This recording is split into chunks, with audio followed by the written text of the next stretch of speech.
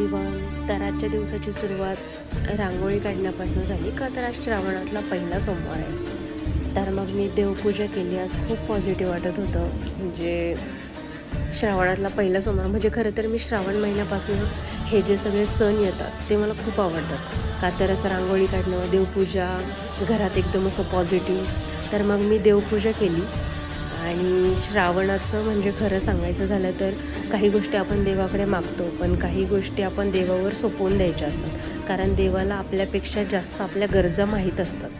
आणि श्रावण आला की श्रावणच नाही, म्हणजे त्यानंतर गणपती, नवरात्र सगळं आलं की असं आपण देवाकडे जास्त ओढावलं जातो. असं नाही का, जास्त देवादेव म्हणजे असं पॉझिटिव्ह वाटतं सगळं काही.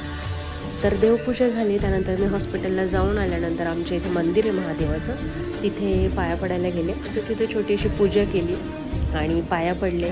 सगळेजण देवाकडे काय मागतात माहीत नाही, पण मी तर फक्त एवढंच मागते, माझ्या आयुष्यात सुखापेक्षा जास्त समाधान दे आणि यशापेक्षा जास्त शांतता दे. मला पीस खूप आवडतो. तर अशा प्रकारे आजचा दिवस होता. भेटूया उद्या. Okay, bye.